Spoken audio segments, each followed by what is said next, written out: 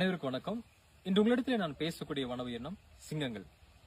சிங்கங்கள் என்றாலே ஒரு பிரம்மாண்டம், ஒரு வீரம், ஒரு வலிமை, ஒரு தன்னம்பிக்கை.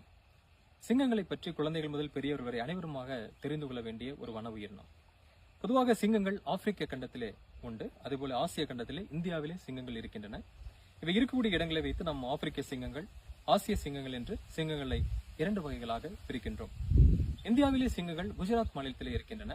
குஜராத் மாநிலத்தில் மட்டும் சிங்கங்கள் இருக்கின்றனவா, இல்லை அண்டை மாநிலங்களே இருக்கின்றதா என்று பார்த்தால் 19ஆம் நூற்றாண்டிலே பீகார், ராஜஸ்தான், அதே போல மத்திய பிரதேஷ் போன்ற மாநிலங்களிலே சிங்கங்கள் வாழ்ந்து வந்திருக்கின்றன. பட் அந்த சிங்கங்கள் எல்லாம் வேட்டையாடி கொல்லப்பட்டிருக்கின்றன. காடுகள் அழிந்த காரணத்தினாலும் பல சிங்கங்கள் அழிந்திருக்கின்றன. குஜராத் மாநிலத்திலே இருந்த சிங்கங்களும் அழிந்திருக்கும். ஆனால் அந்த நேரத்திலே 19ஆம் நூற்றாண்டிலே அங்கு வாழ்ந்த ஒரு நவாப், இரண்டாம் மகபத்